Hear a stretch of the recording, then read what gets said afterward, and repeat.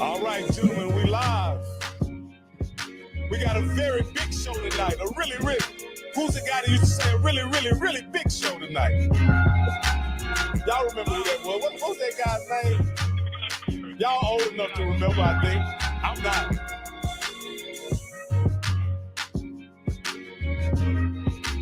Like I should have had you had that Jeezy put on for your city ready. Hey, no, that belonged to somebody else. Hey, Russ, you gonna be ready? You gonna be ready? You gonna be ready? Jumping up in here, Coach. You gonna be ready later on? The Rattlers are jumping up in here, man. They coming in.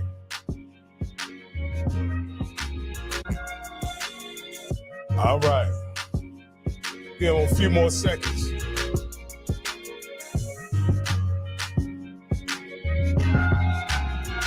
Well, with no further ado, you're listening to the HBCU Coaches Corner, hosted by myself, Rocky Miller, along with the Rattler, Stephen Campbell, and the man you all came to see, the man with all the knowledge, all the experience, and the wizard of offense, none other than Johnnie Cole. Thank you. But before we started with our show, you know we got to ask, Coach, how you doing?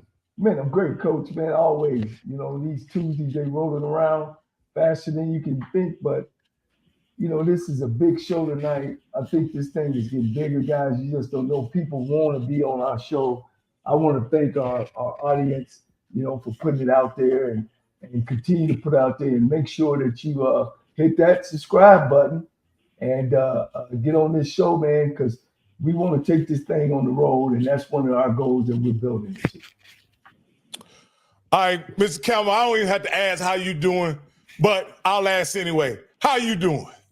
First of all, let me start off. I attended the six-time #1 public HBCU, Florida A&M University, just announced by U.S. News and World Report. See, I had the 5 times right here, so I got to add another one. Y'all see that? See, that's 5 times. Now it's 6 times. So this is a great day for Florida A&M. It's even greater because, Coach, you know what? This is the HBCU Coaches Corner. Yes, sir. And you know we bring people that are movers and shakers, not only coaches, but we bring on people that actually hire coaches, Coach. You know that? That's right, right? Because later on, we're going to have our special guest, Al Wash. There you go.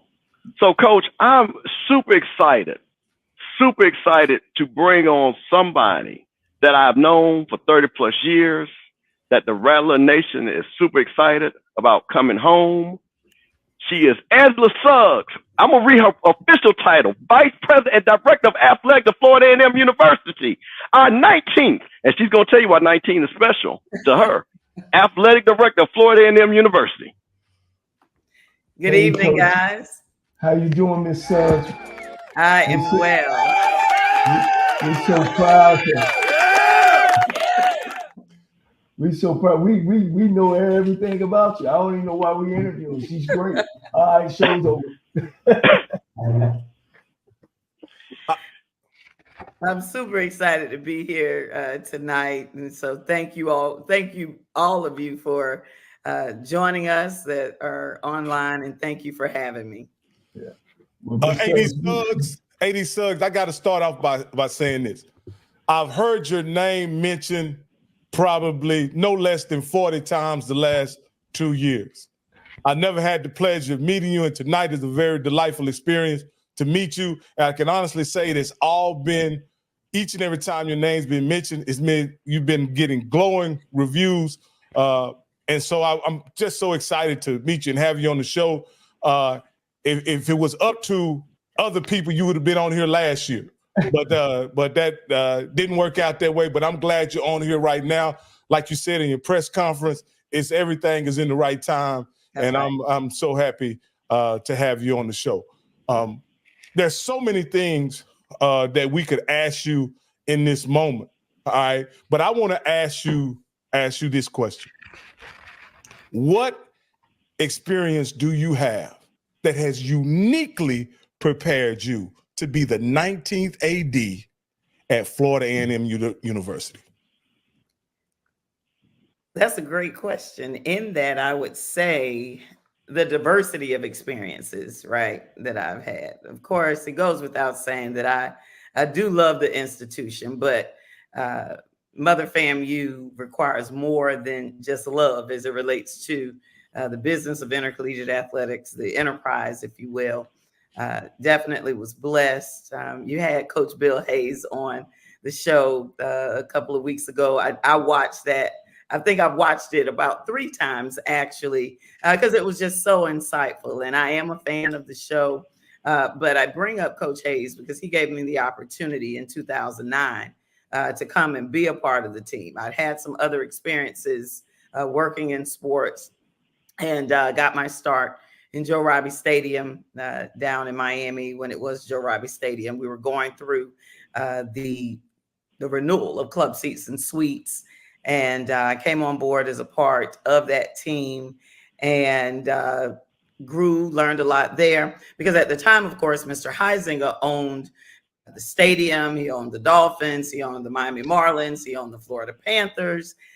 He didn't own the Miami Heat, but he did own the management company and the water company that was in the old Miami arena. So it was a little bit different being a part of that professional sports franchise organization, because it was somewhat like a college setup, because we're able to experience different sports, concerts and the like, and to be involved in a number of events that would take place. And so being able to see what the landscape guys were doing with grounds crew, to kind of see what the ticket office was doing. I was actually working there the year that FAMU played Miami, and it rained in the 90s, and we wouldn't let the band take the field. So was there for that. It talked to the ticket office, and they're like, "Oh my God, what are we gonna do?" I said, "But we got through it."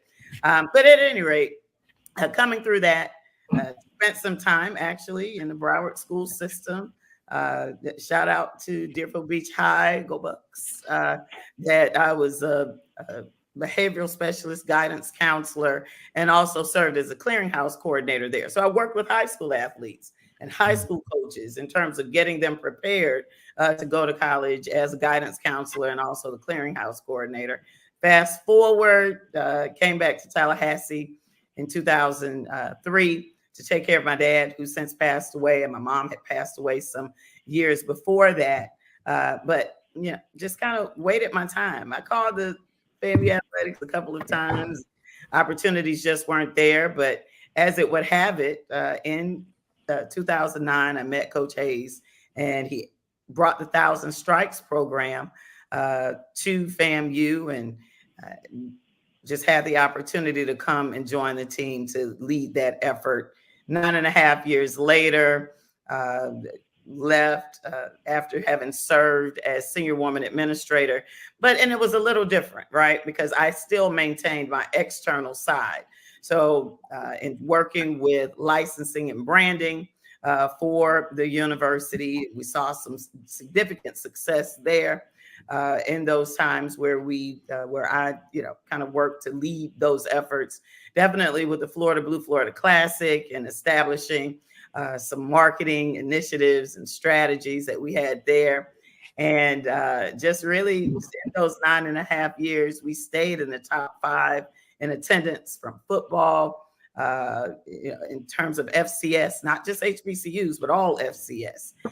Even during our trying some valley experiences that we had with some challenges that we were able, as I mentioned on at the press conference, to be solution focused and results oriented. And so looking at that, 1,000 Strikes helped usher in investing in champions, looked at new revenue streams, turning a patch of grass in the North End Zone Club into an experience that other institutions have now come to model. And as they would come to visit us, the next thing we knew, when we would go to their stadiums, they had something in a corner or in the end zone. But those are our friends.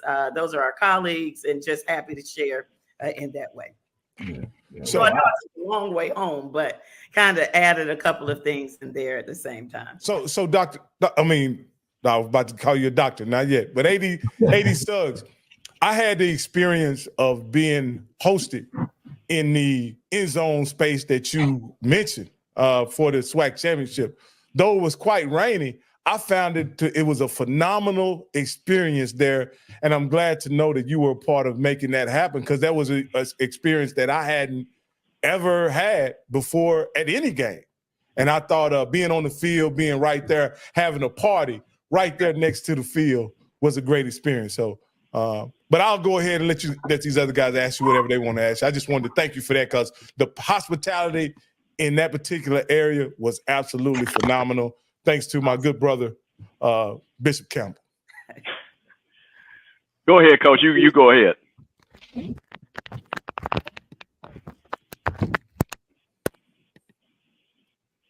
Coach, go ahead with your question. Go ahead. I don't know if Coach may not can hear us. He may be having some issue there. Okay, well, there you go. Well, I'll go ahead. So, and I'll say, AD Suggs, one of the things, as we've heard a lot of people, the enthusiasm, the excitement, but you coming back to the hill and you being a child of Mother FAMU. I want to kind of talk about that, because you told a very beautiful story that, some people, and because it was early in the morning for some people, if you could kind of talk a little bit about that story and the number 19 and why it meant so much to you.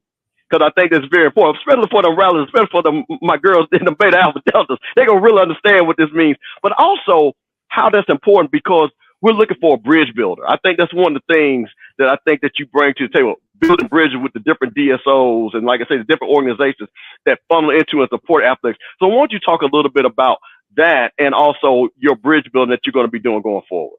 Certainly. Collaboration is key.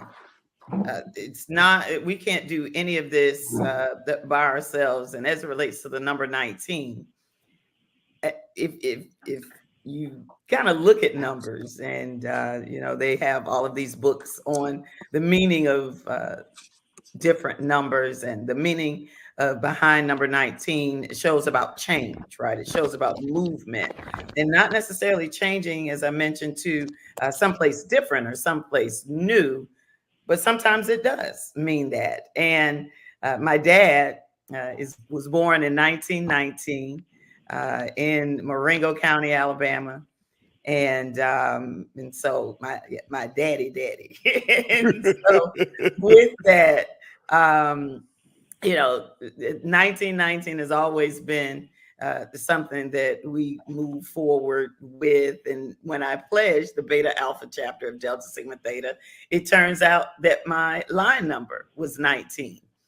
In that, our daughter, who plays softball, she's a freshman at Campbell University, her number during high school was 19. Now that came from, of course, that's my line number and that kind of thing.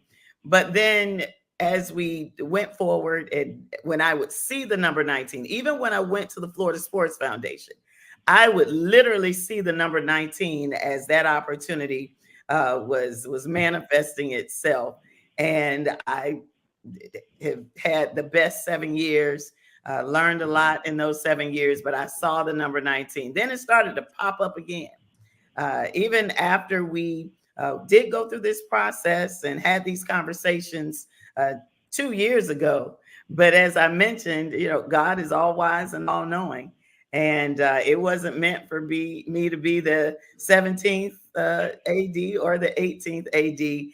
I just found it really made my heart smile when I realized, and I go back to 17 because Courtney and then Tiffany and Cumming and all that they've shared and brought in. Courtney was the 17th AD, and that's how he was announced. And Tiffany was the 18th AD.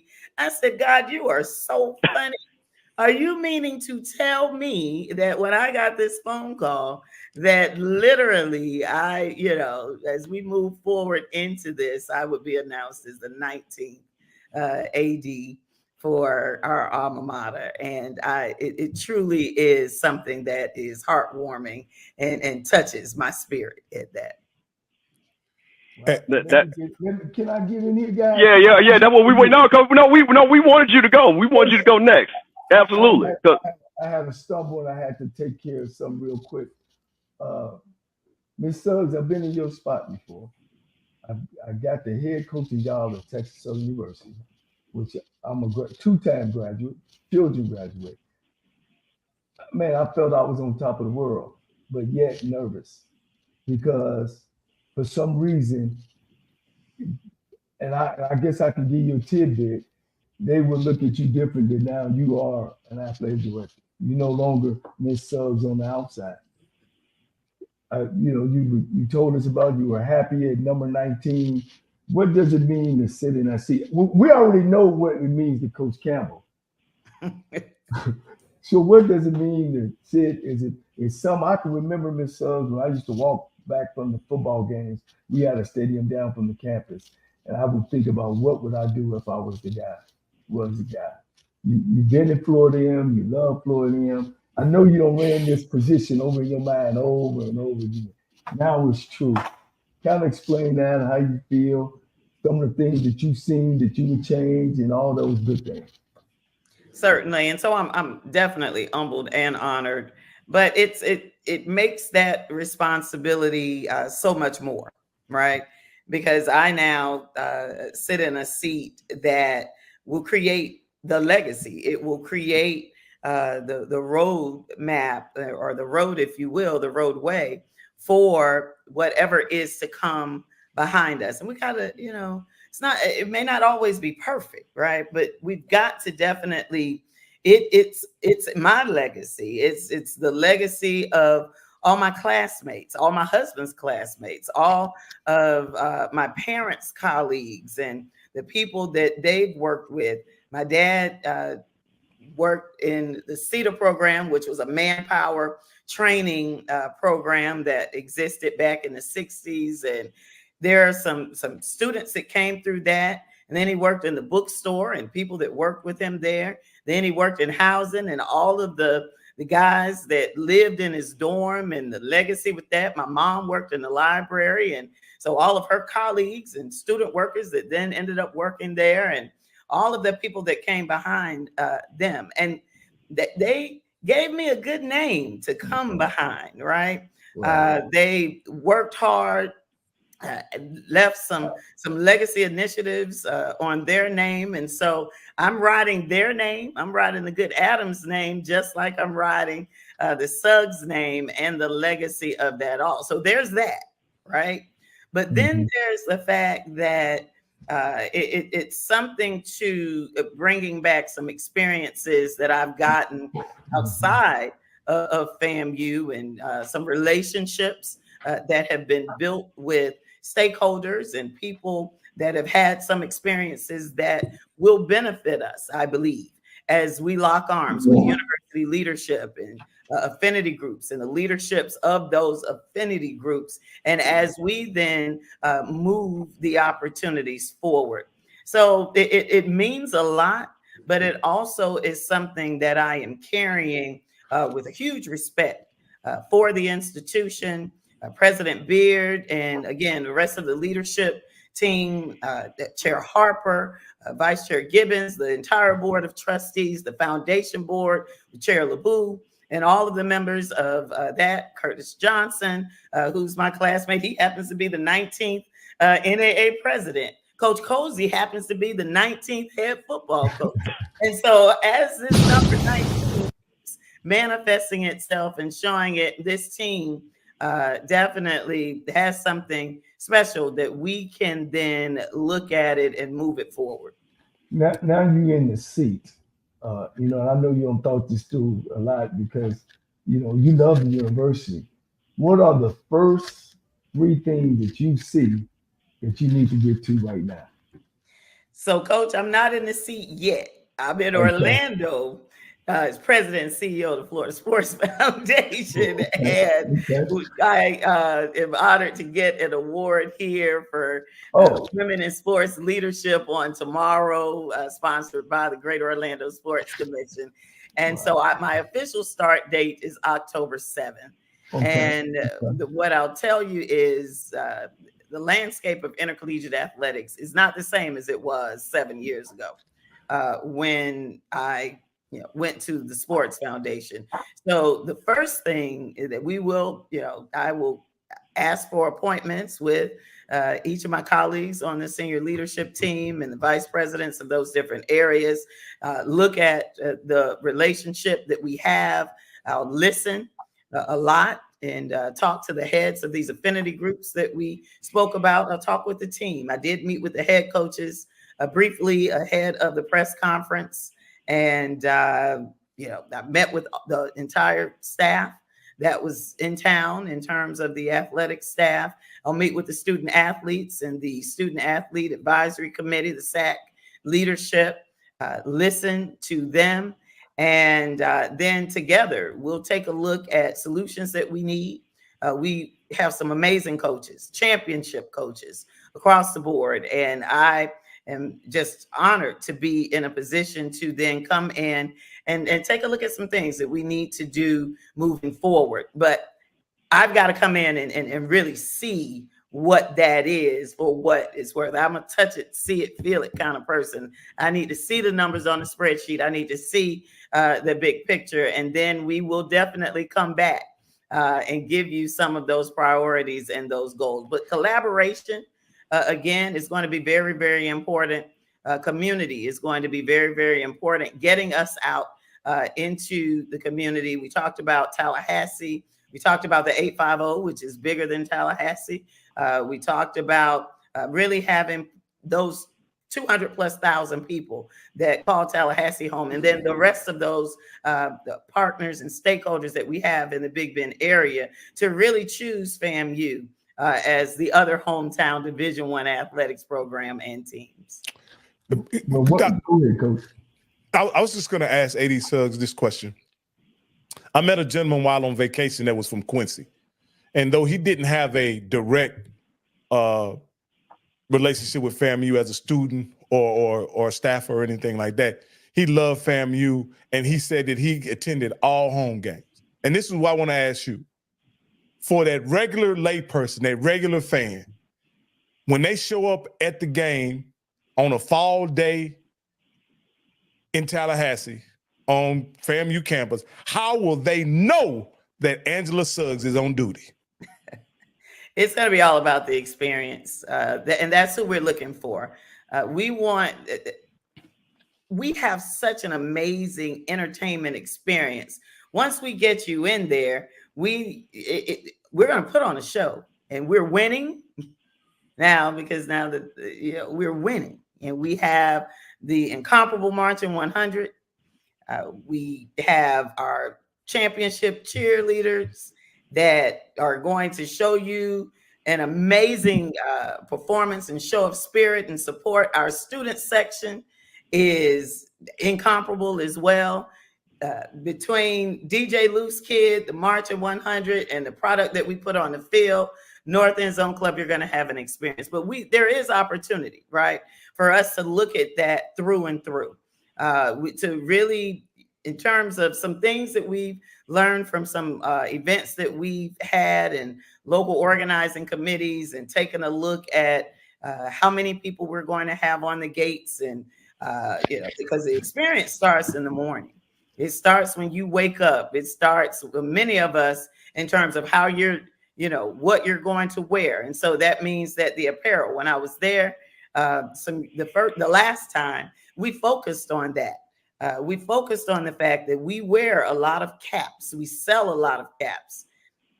Golf shirts, maybe not so much, because I know even with my dad, we're gonna take care of these polo shirts. They're going to the dry cleaners. They're never going to see the dryer. They're going to hang them up outside. So that means that they're not buying a $100 polo shirt every week or every month, but a tent, a chair. And so we focused on home wear items and tailgating items. We focused on ball caps, and we focused on things that we were buying, and we changed up some initiatives where we put in minimums for that. It used to be a standard 10%. And so that means if the vendor charges $5 for the hat, that means I'm only getting 10% of that. I'm only getting 50 cents. Well, guess what? We're going to put a minimum on that. I don't know what the minimum is now, but the minimum that I put on it then was $2.50. So you might as well go ahead and sell it for $25 because I'm getting $250. You Right. sell it for $5, I'm still getting $250. What we saw from that was a 400% increase, 400% increase year over year in terms of comparison from the previous year in our licensing revenues that we received, just because we took a little bit. And I didn't make that up. It was just going to conferences, seeing what the other institutions were doing and said, hey, we need to do that too. So we'll take a look at a lot of that. We'll take a look at that, and in terms of initiatives, we'll take it from there with the fan experience. Well, it sounds like we're not gonna be doing no fish shining sale back in the 70s and 80s. You know, Coach, I'm big on black college hiring their own, and that's why I'm so ecstatic about Florida A&M and making the right choice and looking at your background. How you feel about now that you're in the spot and you got Florida A&M graduates out there? Because most programs that you see, they have their own mostly because they got skin in the game, especially at the HBCU level. You know, and I just don't believe in really bringing in a lot of people from the outside because they don't have that love we have. They don't have enough skin in the game, and they don't understand how you got to do everything. You know, hey, I'm asking you, are you up to the task? I know you've been waiting a long time to get this position. You know, how you feel about that? You feel overwhelmed now, or you really haven't just got in there? Well, definitely what's really overwhelming is the amount of support, the show of love, in a good way. And again, we coach for decades now. I have chosen to work in an industry where we are powered by the passion of people. And so with that, if, you know, on Monday mornings, because I've been one too, I've called some plays from the couch and, you know, done some things and understand that particular piece. But that's what makes it good. You know, if you're coming to Atlanta, if you're leaving your home in Quincy and driving to Atlanta, and you debate with whoever's in the car with you all the way from Quincy to Atlanta and back to Quincy in the name of cheering on the Rattlers. If you are in a house divided, headed to the Florida Classic, and you and your Wildcat family member are debating it all the way, hey, you know, we need to find a way to just make sure that experience is one that you need to, that you are willing to come back. I get that. So they're going to wear me out too. Now I get that, you know, that's coming. But as long as we keep our eyes on the plan that we put together, we keep our heads down, you know, we operate in sport where we keep points. And as long as we have more points next year than we had the previous year, as long as we have, you know, we keep moving ahead. And sometimes we may take a L, but we don't plan to take too many, right? And we're going to continue to move the program forward. And I get it. I can't take it as it being a personal attack, because sometimes, you know, people may not even know me personally, but they are passionate about whatever the decision is. But knowing that we're all trying to get to the same place, and that's to make us, you know, that's 14 championships, that's 14 postseason appearances by all of our teams. That's, you know, continuing to grow the experience, both for staff and coaches as well. Because the coaches are the ones that's going out there choosing these student athletes. And so we want them to have a great experience as well, as we then invite these students to come in and have an experience as well. Well, Coach, one more question, then I'm going to turn it back over. You know, we got a lot of Florida A&M followers that watch this show, especially with Coach Bishop added to the show. He's been wonderful for us. You're talking to them now. What would you say that you need for them to do for you to help you be successful, for Florida A&M to be successful? Why should I give my money? Why should I send my kid to Florida A&M? Absolutely. Hey, 6-time Coach said it. Six. And we've moved up into the 80s. A couple of years ago, it was, we're just trying to break 100 again. We scored more points this year than we did last year. And the goal is to continue to move up those rankings. A stellar academic institution, world class in research, world class in our many programs. The investment, though, is we are a voluntary Division I athletic institution with the NCAA and the Southwestern Athletic Conference. No one's making us do that. And so our choice to compete in this landscape, it mandates really an investment. We are mandated to carry a minimum of 14 sports. We are then mandated to be able to adhere to different rules and regulations, right? And so with the cost of everything going up, we've got to keep up with that. And now in some places, we may have to catch up with that, but it's up to us. And I'm your athletics director. I am here to serve and our student athletes, our stakeholders. And in that service, it's providing the information. It's giving the education sometimes on what the rules are and how things work, dispelling a couple of myths even for it, but continuing to be forthcoming, to have those honest conversations and to really raise our scholarship investment so that we can then pour into the student athletes. I mean, my husband and I have an 18-year-old college freshman, and her getting ready to go to college is not like us going to college. That whole community bathroom and all the things that we, a hall phone and passing by the hall phone and answering the phone and letting it drop on the ground and tapping on somebody's door. That's a different experience, right? And that's not how we raised them, right? And so, and that's for everyone, and not everyone is coming from the same place, but not everyone is coming from the same place because they all have cell phones and they all, no matter where they're coming from, they're coming with their cell phones, 24-hour access and the information that we then need to be able to put out to continue to grow the relevant experience.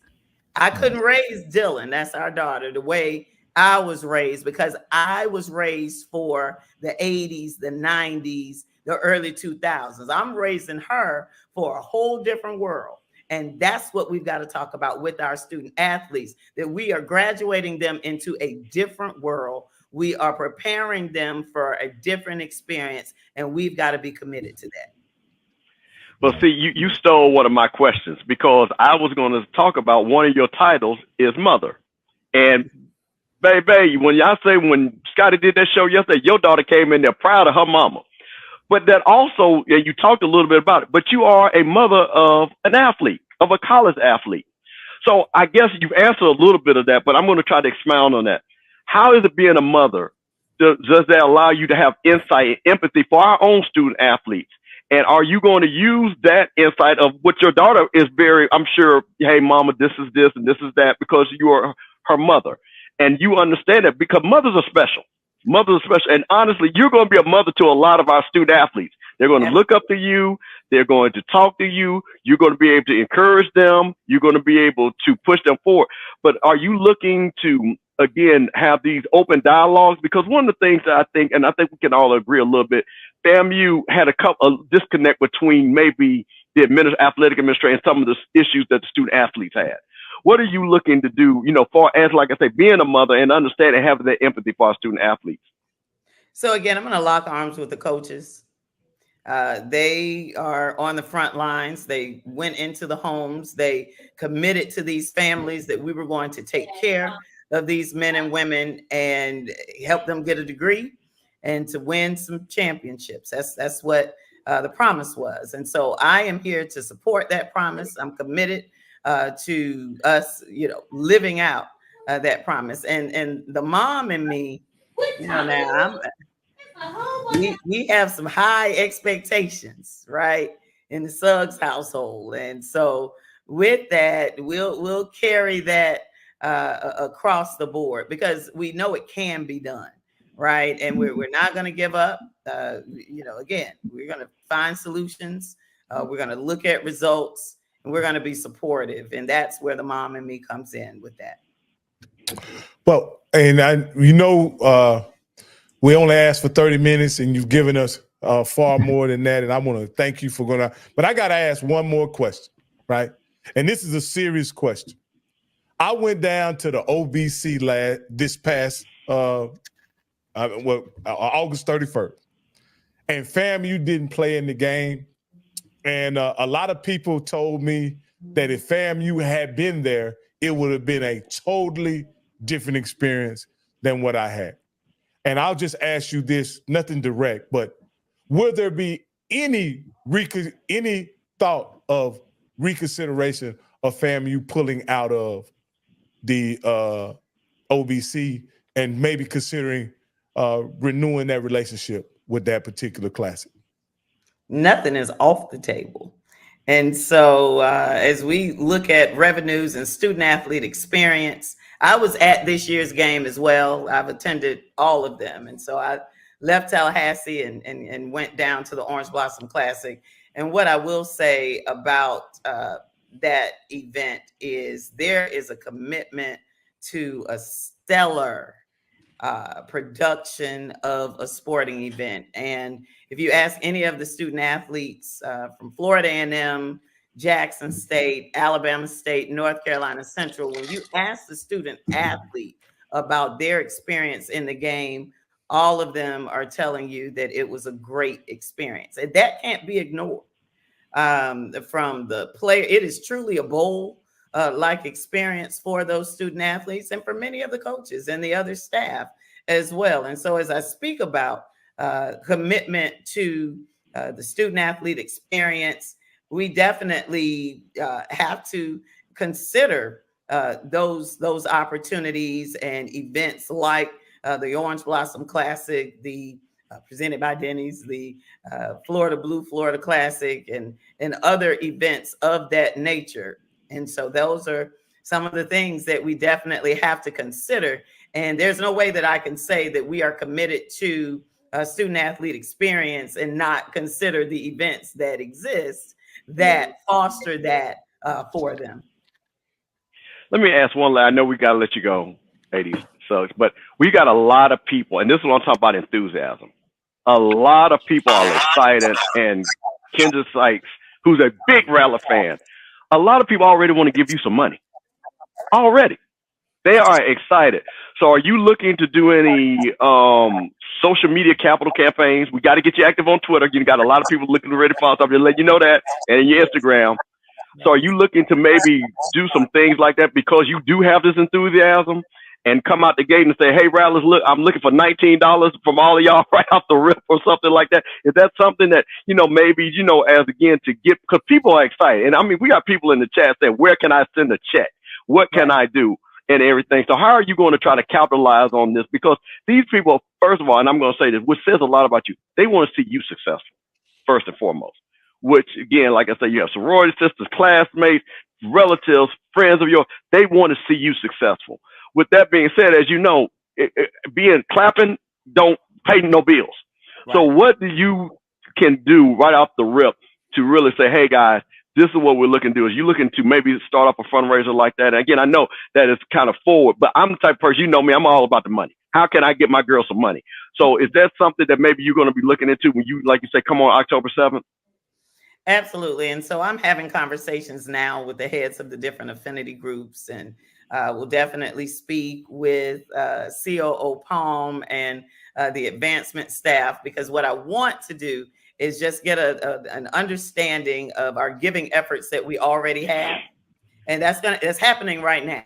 And so when I come in on October 7th, definitely we will have a better understanding in that way. I know that we have several funds in the FAMU Foundation where you can donate to the different teams. You can donate to the Rattler Athletic Fund. You can donate to the Scholarship Fund. Of course, we have the Gaither Society, but really getting an understanding so that when I come out and I am committing to you, I am also committing also to next steps and how we are stewarding your gift, and then how we're going to communicate to you where that gift is going. And so having that understanding, I know that scholarships, if we could get 100% of our scholarship funded from private donations, that then takes those expenses for scholarships and then moves them. That helps to grow our budget instantly, because we then take the funds that we are receiving from ticket sales, gate receipts, and some of the other areas, and then pour that into operations, pour that into cost of attendance, into training tables, into other, looking at how we can then look at our foundation accounts and how we can have support, how we can budget for championship rings. Because if we know that we want 14 championships, we know that rings come with that. We know that staying a little bit longer during the holiday season when the school is closed and feeding for a few more days, even into the summer, as we look at track and field and softball and baseball and all of those efforts, we want to be able to budget for that on the front end, because that's the expectation. We want to be prepared to win and be able to pay for it when it happens. And so I'm not saying for anyone to hold on, because again, we have the Rattler Athletic Fund, we have our scholarship fund, we have all of our teams that are there, and we also have our affinity groups, our Rattler boosters that are raising funds, and we have the Eddie Jackson 220 Quarterback Club and the Memorial $1 Million Campaign. And so there are efforts and initiatives that all pour directly back into FAMU athletics. And don't hold your money. Let's go ahead and pour it in. If you haven't bought tickets to the games, that's a way that we want to give. And so if we see 1919, either be that $19.19 or $1,919 or 19,000. Go to sleep thinking we know that that's a part of this initiative. And if we see that pop up in any of these accounts or initiatives, I thank you, the Rattler Nation and HBCU Nation for the support. Well, you took my idea right away. I put in the comments, I've pasted the FAMU donation site. My recommendation was go to the Rattler Foundation, but there are several different organizations you can donate to, like she said, and any combination 19, that's $19, that's 119, that's 190, that's 1,919, 1,900, 19,000. Like she said, y'all go ahead and go over there and donate, and that'll show your support for the 19th AD at FAMU University. I want to thank you personally for coming on and joining with us, speaking with us. I see now, after a spirited debate with my good brother here, Bishop Campbell, I understand that this was a qualified hire. 100%. And here was my point. My point was the enthusiasm that's being showed for you being hired because they got the person they wanted, or is it because they got the right person? And today, through our conversation today, I feel like they not only got the person they wanted, but they got the right person as well. So thank you, AD Suggs, for joining with us. And if Coach Cole, if you'd like to say anything. I just, I got to let her get in there because there's some other questions I'd like to ask once you get in there and find out where the restroom. Well, you already know where the restroom is. You've been around there all your life. So again, thank you for coming over. Guys, I think you guys knocked it out of the park, Mr. Bishop. And I appreciate again that you took your time out to come out and talk to your Florida A&M Rattlers as well as the HBCU community. And I'll be donating my $19. Yeah. And I'll be donating. And I'll be donating my $19, even though I'm not a Rattler. I still got 19 for you. Thank you. We appreciate it. I'll second that. Thank you. All right, thank you. That's my AD. That's my AD. Hey man, I ain't seen Rattlers this happy since December the 19th. Bro, it's the Celebration Bowl, bro. It's been rough. It's been said, well, I think, what, that December 20th or 19th? That might have been December 19th. But it's been rough. But we got spot, boy. We bragging different again now, boy. That boy, I'm telling you, them boys arrogant again, boy. We back ready to ride. You got your swag back? Man, listen, we ready to strike. We ready to strike. Strike in. Let's get going with the next. Hey, well, okay. We gonna give. Hey, I tell you what. If you guys can guess our next guest, we'll give you tickets to the State Fair Classic. If you can guess our next guest, I'm gonna give you guys a quick clue. Hello, everyone. I'm Michael Buffer. Our great nation is shared by the biggest fights and rivalries of our lives. Muhammad Ali versus Smokin' Joe Frazier. Iron Mike Tyson versus Michael Spinks. Floyd Money Mayweather versus Manny Pacquiao. And Grambling State University versus Prairie View A&M University. The state of Texas versus the state of Louisiana. The world-famed Tiger Marching Band versus the Marching Storm. Texas, Oklahoma, and Louisiana. Let's get ready to rumble!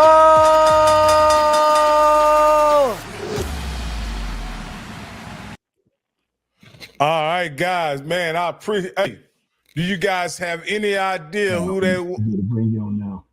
Oh yeah, he went. He logged out. He needs to come back in. Hey, you logged out. You need to come on back in.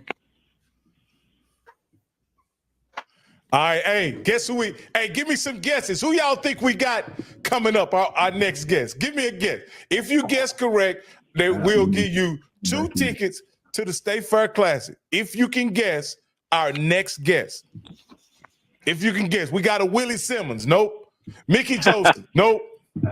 If you can guess our next guest, I promise. Yeah. Mickey, no, it's not Mickey. It's not Mickey. It's not Mickey. But we did have Mickey here on HBCU Coaches Corner. So I want to say that. That's why people are saying, see, the big name coaches come on this show. So that's why he's saying that. All right, here we go. Dawson Odoms? No, we don't have Dawson Odoms. With no further ado, I'd like to bring up the promoter extraordinaire, none other than the man who puts on the production, Al Wash, of the State Fair Classic at the Cotton Bowl each and every year. And from what I understand, this is his 49th game that he's promoted. Al, are you there? Mr. Watch, are you there? We got to get him to come on back. Okay, there you go. Is that Al?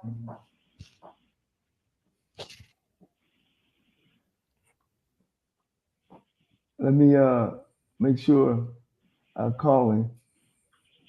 He was in and then he got out, Coach? Yeah, he was in. He never quite got his camera turned on, but he was logged in for sure. Okay. I can bring him down till we see his camera on. Once we see his camera on, we'll know he's right. Okay. You know. Yeah, we're bringing Al Wash on. You said a little bit about him. I like to say a little bit about him. He's been a friend of mine for. Matter of fact, I played in the first Labor Day Classic where him and Mr. Carrington was the promoters. I met him way back in 1985, and he's one of the. I wouldn't say a dinosaur, but he's a dinosaur because you don't have these promoters putting on these games anymore. And he's been having his game forever, along with a whole bunch of other stuff that he does. So without further ado, I think he's in now, Coach. Am I in? Can y'all hear me? Yeah, we can hear you, man, but we can't see you. How you doing, Coach? All right, because I'm in my car and I don't know how to cut the camera off on my car. So I just jumped out the car to do this interview. All right, all right. Hey, well, you're good, Mr. Watch. My name is Rocky Miller, also part of the equity in 94.5, and you've been so gracious to advertise on our station here in Waco, and we've given away several tickets as well to your station. I want to thank you for advertising with us, and also, using us as a means to promote your wonderful, wonderful State Fair Classic. Well, thank you for having me on your show. Yeah. And we got Coach Campbell, also the Bishop, who's a Florida A&M man on the show. Coach Wash, Yes. this is your 49th. Next year is the 100th game of this classic. Kind of talk with our audience about the things that you do, and especially about the game that you give these big, large money gifts to these two HBCU institutions for playing in that game. Well, I'm going to have to say that this will be the largest payday of any HBCU school conference game. I don't know, and I might be wrong now, but somebody got to prove me wrong. But I have not seen a payday and I've played the Soldier Field, I've played Independence Stadium in Shreveport, I've played Chicago, Houston, the Reliance Stadium, the Astrodome, Texas Stadium, the Cotton Bowl, Silver Dome in Detroit. So I done played every major stadium there is. With Eddie Robinson, he's always said, half team will travel. And a lot of people don't know, Al, that you go back, and you actually had a real personal relationship with Eddie, as well as the whole structure on how Grambling got ahead of all the HBCU schools by playing in these big classes. Well, and that's true. But everybody, felt like that Eddie Robinson was never fair to him. But once they saw the light and they wanted something that was not real and was not taking place, but when they saw the light and they decided to move on, everything fall apart. One prime example is the Labor Day Classic with Texas Southern and Prairie View. Like one good friend of mine said, look at the numbers. The numbers will tell the story, And when you look at the numbers of what everybody's taking home, but then they think a promoter is making more money and we can kick them to the curb and we can make this money ourselves. Within 3 years, the game had just disappeared, And that's the thing. It takes money to make money. And just like you played that radio spot with Michael Buffett, and nobody ever went and got a Michael Buffett to do a radio commercial or TV spot, and the first question everybody asked me, how much did you pay him to do that? It's about relationships. It's about relationships. And then we got Rick Ross. Rick Ross is coming to the game. There you got to make it an event. That's what you have to do. Yeah. Everybody always talk, and I'll be right there on your shoulder, and they think it's about the game. And I know one of your things, you say, man, I don't care who win the game as long as they show up. You do some things that's special. It ain't just about the game. Your thing is about what, as you can talk to with our audience. Well, my thing is about making it a happening. It's an event. Don't know, half the people that come there don't care about the football game. Half the people want to see the band. Then some people, you have to get their attention. And even though the football game is the focus point of the event, but you have to get the attention. We have what we call the baby block party in the end zone. That's what Rick Ross is coming. I mean, there's entertainers that I don't even know about that these young kids know who they are. But, where can you go to the world's largest fair, a classic football game we have Dietrich Haddon performing before the game, Big Daddy Kane after the game, Rick Ross and a lot of his friends on the inside the stadium. I mean, there's celebrities like Deion Sanders. When Deion is up there in Colorado, look who's on the sideline. This is show business, everybody.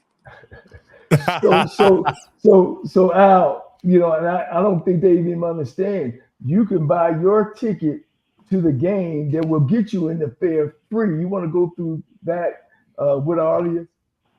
Well, the fair is, like I said, is the world's largest fair, automobile show. You have all kind of foods. You got all kind of crafts, animals, on showcase. You can go to the fair every day for a week and never see the same thing. That's how big it is. The only fair that competes with the Dallas, Texas State Fair is in New York. So you can imagine. And then you have the game. You have a pregame concert. You have a postgame concert. You have the world fame marching band. You have the Prairie View A&M. September 27th, 2024. Number 1, New York City Mayor Eric Adams was indicted Thursday in a pay-to-play scheme after a nearly 10-year federal investigation. He is accused of accepting illegal campaign contributions from foreign donors and intervening with city agencies in exchange for luxury travel benefits. Mayor Adams denies the charges and vows to remain in office while he goes through the court process.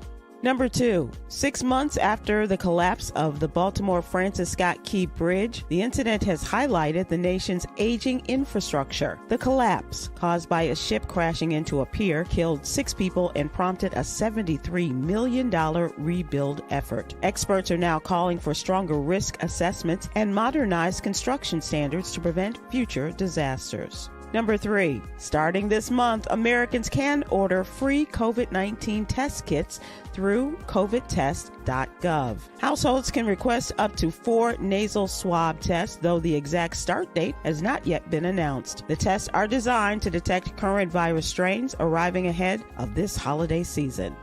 Number 4, Red. A 25-year-old black transgender woman was shot and killed in Chicago on September 8th. Her death marks the 26th violent killing of a transgender or gender-expansive person this year. Authorities are investigating the case, but it's unclear if it will be classified as a hate crime. Number 5. Culinary fusion is thriving, and West Philadelphia's Black Dragon is leading the way by blending Black American flavors with traditional Chinese dishes. Chef Kurt Evans created unique offerings like cheesesteak egg rolls and oxtail lo mein to fill a gap as local Chinese takeouts have closed down. Chef Evans also aims to uplift the community by hiring locals, including those previously incarcerated, to drive economic growth. All right, Chef. Here's your daily inspiration from Yogi's Jewels. Life is a series of choices. Let's choose to be intentional about showing gratitude and recognizing the blessings in our life daily. I'm Sybil Wilkes. $500 on the lunch break with AJ Jones.